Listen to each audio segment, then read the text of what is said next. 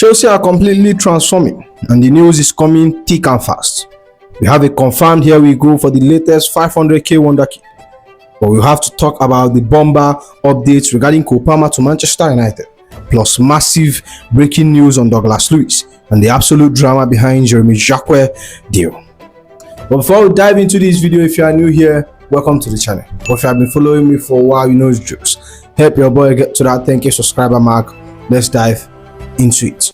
Let's start with something that has set the social media on fire over the last 24 hours. Honestly, we have seen wild rumors in our time, but this one is another level of weight. What? The Daily Express has come out with a report that has Manchester United fans dreaming and Chelsea fans scratching their heads. They are claiming Cole Palmer is willing to return to Manchester to join Manchester United following the suggestion he may be feeling homesick in London, although he's currently on contract until 2033 at Stamford Bridge. I know. Take a deep breath.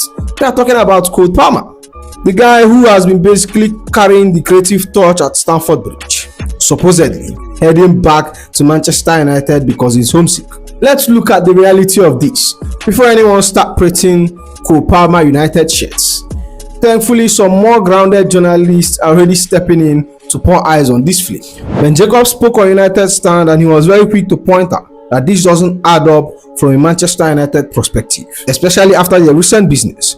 According to Ben Jacobs, I'm not aware Manchester United trying for Cole Palmer. It's clear he loved living in Manchester, but it's unclear if there has been a turning point in London where he's now unhappy. Chelsea don't want to sell, so it feels like a non-starter. And I'll be surprised if Manchester United made a move for another time following Mbeumo and Koha signing. And that's the key, guys. Manchester United have already spent big. They brought in Brian Mbeumo and Matheus Cunha to bluster the attack. Where exactly does a £100 million plus player fit into the FFP calculation right now? It doesn't. Let's be real for a second. This is what I call a pipe dream. Pure and simple. Even if Cole Palmer grew up a Manchester United fan, which isn't a secret, football is a business of contracts and leverage. And right now, Chelsea holds all the cards. Palmer still has 8 years left on his contract. He's tied to Stamford Bridge until 2033. This isn't a player with 18 moves who can force a move. To even get Chelsea to pick up the phone, United have to put up a ridiculous amount of money. We are talking about record-breaking, eye-watering figures. Manchester United simply doesn't have the financial muscle to pull this off right now, especially after the summer activity. So to my Manchester United friends watching me, don't let the hope kill you. This report is a wide mark. For us at Chelsea, Cole Palmer is the centerpiece of the project.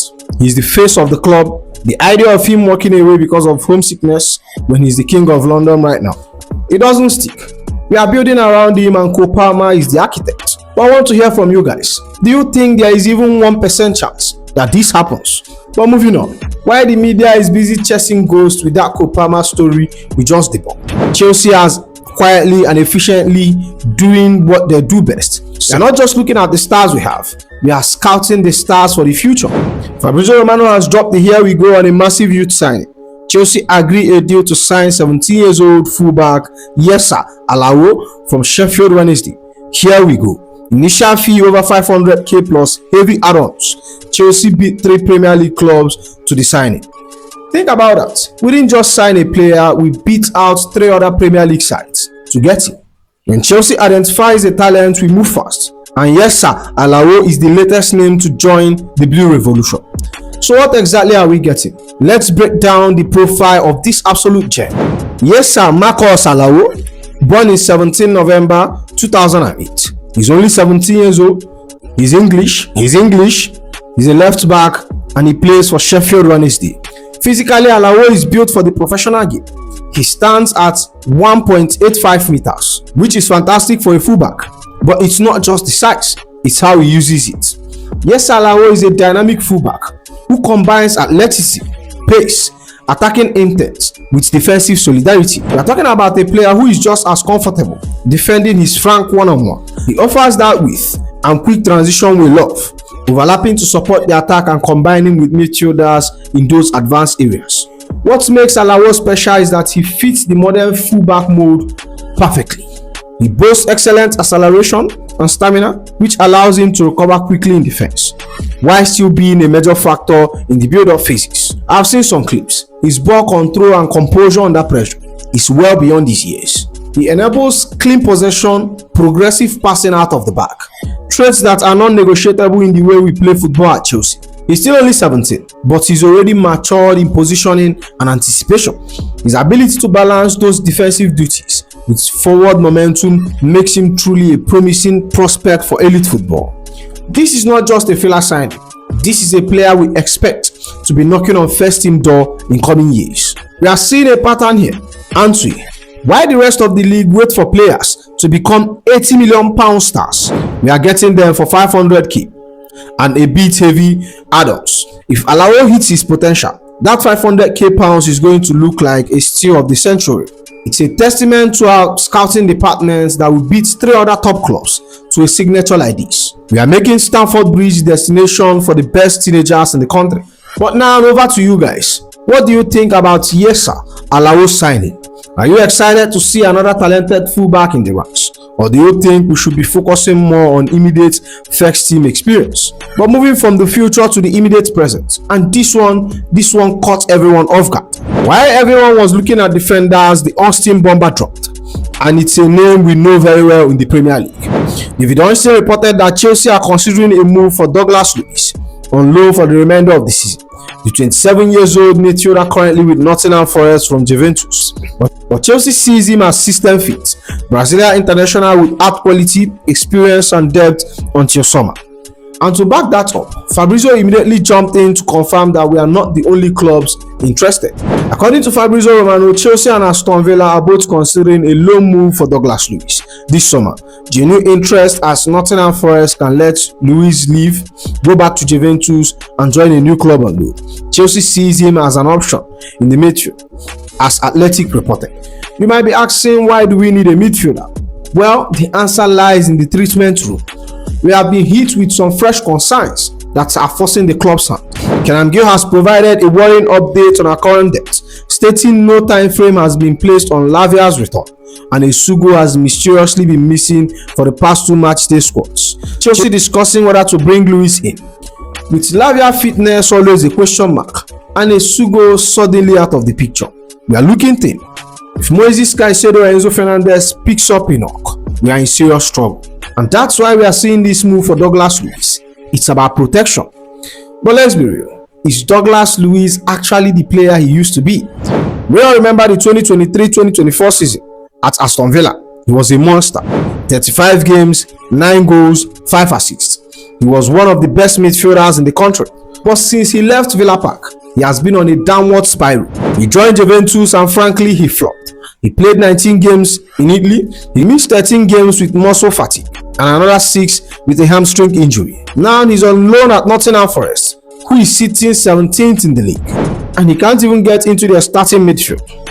He has only started 5 Premier League games for Forest all season, and again the injury followed him. He missed 12 games this season with a thigh injury. And I'll be straight with you guys, it feels like we might be carrying a butt who is physically cooked. Douglas Luiz isn't a bad player by any means, but I don't just know how he helps us reach the next level right now.